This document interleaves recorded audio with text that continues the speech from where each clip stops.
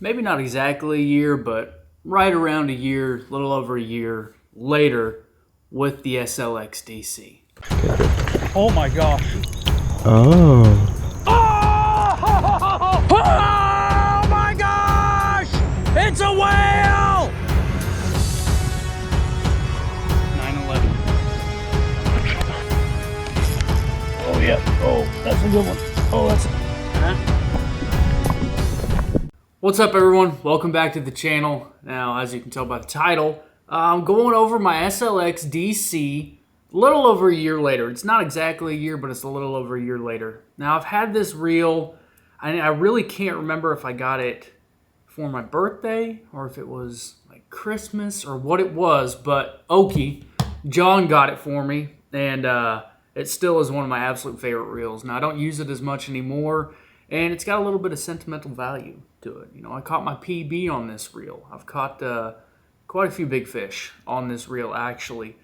But that's not what we're here to talk about. We're talking about this a year later, how it's held up, what I think about it. And really quick, if you guys are not familiar with DC technology, stands for digital control. It helps to control the casting of the reel. That's essentially what DC is going to do. Now, on your SLX DC and your Corrado DC, I do not have a Corrado DC, so I'm not going to speak on that. But I do know that they have the 4 brake settings, external brake dial right out here, which is going to give you number 1 to 4. Now, every number stands for a different level of braking. Number 4 is going to be your finesse, lightweight baits, weightless Senkos, like I said, finesse stuff. It's going to be a higher braking system. Number 3 is meant for fluorocarbon. Number 2 is meant for braid or monofilament. And number 1 is going to be your least amount of brakes whatsoever. Kind of full manual control, if you will, on the reel. Now, a lot of guys will sit there and say that you can set this. So say you've got, 15-pound fluorocarbon, you set it on number 3, you don't have to thumb it whatsoever. That's not the case. If you're getting your DC brakes to where you don't have to thumb it at all, you're not getting the full potential out of that casting. I truly believe that even though you have, the digital control and the casting control of a DC, you still need to be able to thumb this spool to get the full benefit of the longer cast and what the DC does. Now, what DC does is, we're going to go ahead and take this side plate off. I'm going to kind of try and break it down for you as best I can. On the SLX DC, there is a little lever right back here that you pop forward, and it unlocks that side plate, and then you rotate this down and take the side plate off. Now, this is where the money is at. This entire thing, this is the most valuable piece on that reel. So when you go out and go fishing, make sure that your lock is in place on that side plate, because I believe these guys run close to 170 bucks. This is where your chip is. This is where the magnetic chip, the magnets are, the chip is, everything is right here on the side plate. You don't want to lose this. Otherwise, you got a very expensive paperweight, So, do not lose this. But what DC is, there is a digital chip inside of this side plate. And in the spool right here, or not the spool, but whatever you want to call that. I don't know. I'm at a loss for words right now. In there is where the magnets are. Now, what the chip does, as that spool is spinning, that chip is reading at up to 1,000 revolutions per second, something like that. Don't quote me, but it reads it very quickly. And what it does, if that spool starts to overspool, what it's going to do is engage the brakes inside of this right here, inside that spindle. It's going to engage the brakes, compress down, slow the spool down, come back off of it, and allow you to get the full distance out of that reel. That's what the DC is meant to do. Now, there are plenty of times that you can go out there and you can cast these things without thumbing them whatsoever. They really excel when you're casting into a headwind, a crosswind, anything like that. That is where these reels really excel and make it just a little bit easier than a traditional bait casting reel using in headwinds or crosswinds or throwing lighter weight baits, So that's where they really excel. Now, me personally, what I found best for me I'm usually running fluorocarbon on this guy, except on my my PB I was throwing braid on it, and I had it set on, you know, the second level. But what works best for me is, depending on the line, I'll put the brake setting on that. So I got fluorocarbon on here, so I'm going to keep it on number 3 brake is what I'm going to do. But what I do is I use my spool tension knob to dial in how far I want to get that cast. Okay, so I make minute tweaks on that spool tension knob to get just a little bit further, a little bit longer without overspool. And I still will thumb that spool, but I'm getting further casting than I will with some of my other reels. So that is the best way that I could tell you to use an SLX DC, is don't fully rely on the braking system. If you want to get further, don't take that number down a brake. Tweak that tension knob, okay? Tweak the tension knob, because that number 3, if you have fluorocarbon on there, is meant for fluorocarbon coming off of that spool. Now the SLX DC is the least expensive in the DC lineup from Shimano. I don't want to say cheap, because this is not a cheap reel. It's not a cheap feeling reel whatsoever.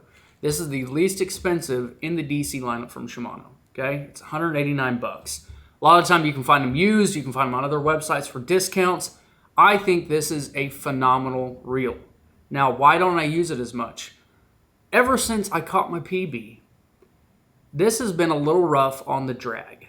A little rough. And, you know, I caught the 911 on this. I caught my 7.8 out of the kayak on this as well. And I have never once, and you can, you know, yell at me whatever you want to do, but I have never once torn this thing down and cleaned it. I'm not that guy. I'm not that guy. Like, if I don't know how to tear a reel down to clean it, I'm not going to do it. I'm not going to do it. I recently just took it apart to try and get more familiar with doing that, but I still did not clean it. I just wanted to take it apart. I wanted to see the insides of this. I wanted to, you know, try and get a little more familiar with taking reels down, but I'm not there yet. So that's all I've done with this reel. She is a little rough on the drag. The casting is not impaired whatsoever. It still casts phenomenally. These are not backlash proof though. They're not backlash proof. It will happen. And what I've noticed with this compared to some of my other reels, when you backlash on a DC, it's bad. I mean, it is bad, bad, bad. Now, where I've had the worst backlashes on my SLX DC is when, I don't know, hypothetically speaking, I've got a rod, you know, kind of hanging off to the side. I make a roll cast, my lure catches that rod, and that reel just poof, blows up.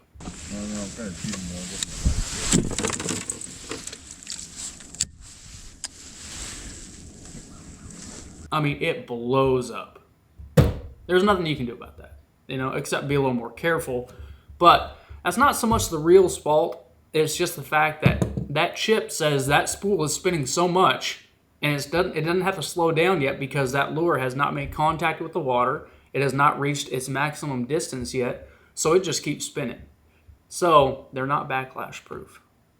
Even if you have it on the highest brake setting with the tightest tension knob, if you do that, it's going to happen. So be very careful with that. So 1 year later, no cleaning, just regular oil maintenance to this reel, it still is almost as good as day one.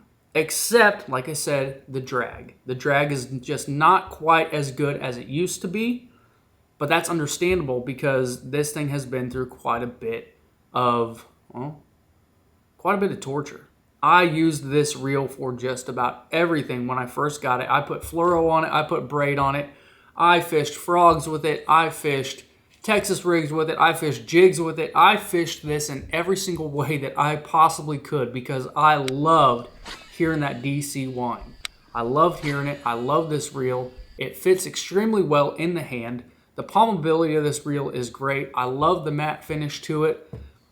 It's a phenomenal reel. So if you're looking to get into the DC lineup from Shimano and you don't want to jump into, you know, that $200+ range just yet, I definitely recommend getting the SLX DC.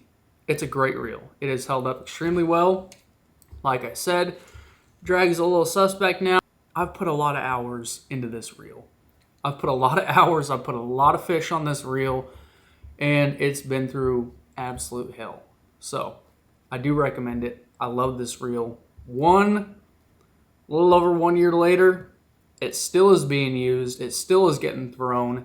It still is getting the crap beat out of it. I definitely recommend it. I think it's great. If I didn't answer any questions for you guys, please drop them in the comments and I will answer as best I can. I will do whatever I can to answer your question. If I don't know it, I'm going to tell you. I'm not going to BS you. So, hope you guys enjoyed this video. If you're still here, please hit that subscribe button for me. Smash the thumbs up. I appreciate every single one of you. I'll see you next time we're on the water. Oh! Oh my gosh. Easy, easy. Holy Relax. freaking. Nope. Hang on. Nope. Come back.